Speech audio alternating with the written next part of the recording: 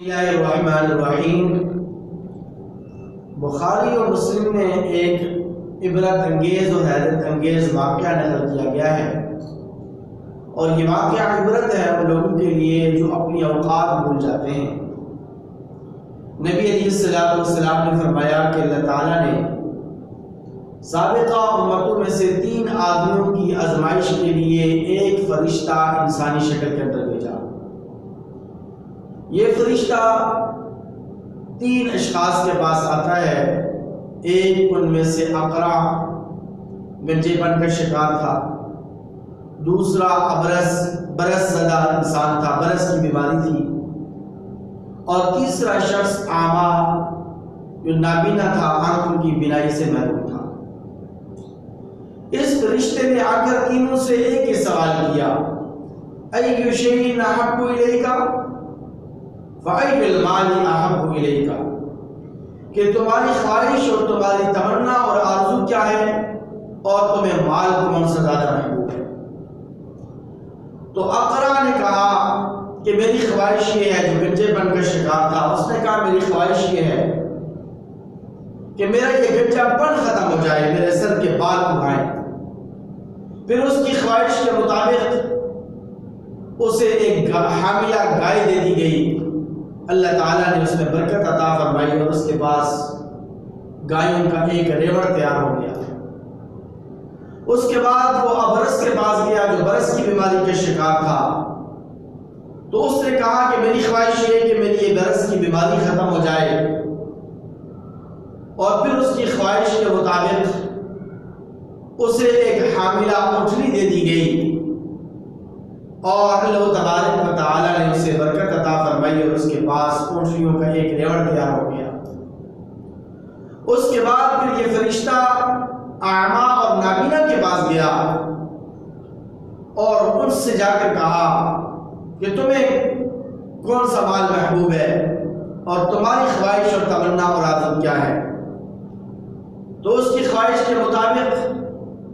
اس کی نابینا پن ختم کر دیا گیا،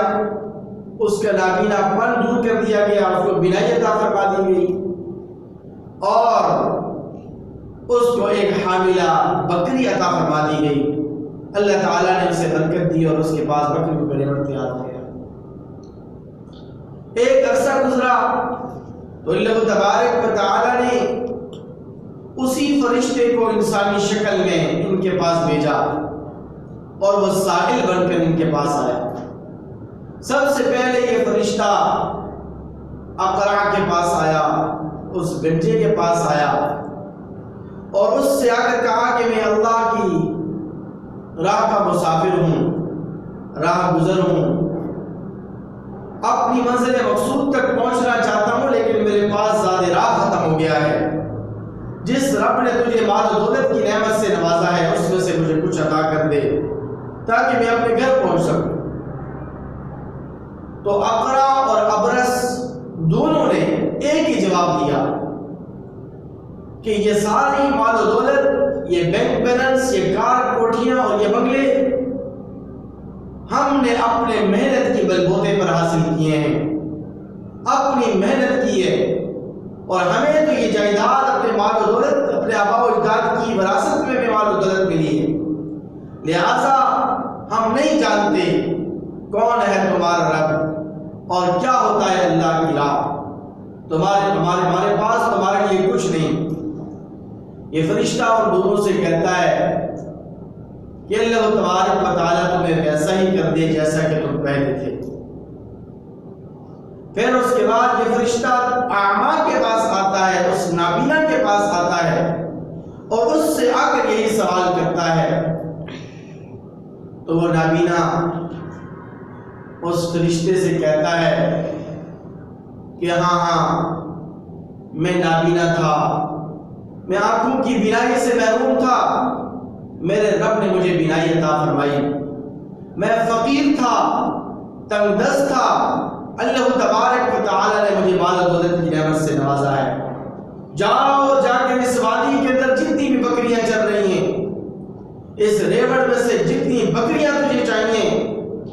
ساری لے لے تب بھی تیری مرضی، آدھا میرے لیے چھوڑ دے، آدھا تو لے جا تب بھی تیری مرضی، میں تجھے نہیں روکوں گا۔ تو فرشتہ اسے جواب دیتا ہے، بخاری اور مسلم کے الفاظ ہیں کہ فرشتہ اس سے کہتا ہے کہ امسک مالکا فإنما ابتلیتم فقد رضی اللہ عنک وسخط علی صاحبیک، کہ یہ مال تو اپنے پاس رکھ لے، تمہارا مال لینا مقصود نہیں تھا،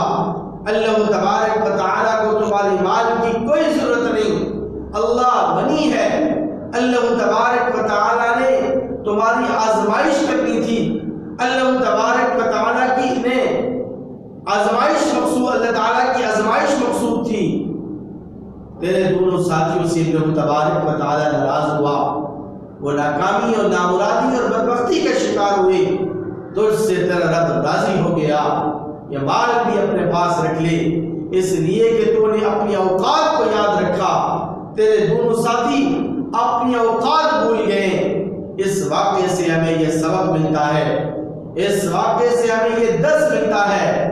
کہ وہ رب جو رب ہمیں نعمتوں سے نوازتا ہے، وہ رب کہ جس رب نے ہمیں سب کچھ عطا کیا ہے،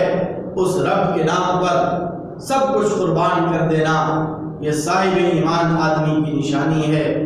اور اپنی اوقات کو ہمیشہ یاد رکھنا چاہیے، ہم کچھ نہیں تھے،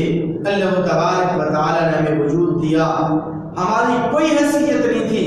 اللہ تبارک و تعالیٰ نے ہمیں دنیا اور آخرت کی نعمتوں سے نوازا ہے، تو اللہ تعالیٰ کی نعمتوں کا شکر کا تقاضا یہ ہے کہ ہم اس کے نام پر سب کچھ قربان کر دیں اور اس کی راہ میں اپنی مال و دولت نچھاور کر دیں۔ اللہ تعالیٰ سے دعا ہے کہ اللہ تعالیٰ ہمیں عمل کرنے کی توفیق نصیب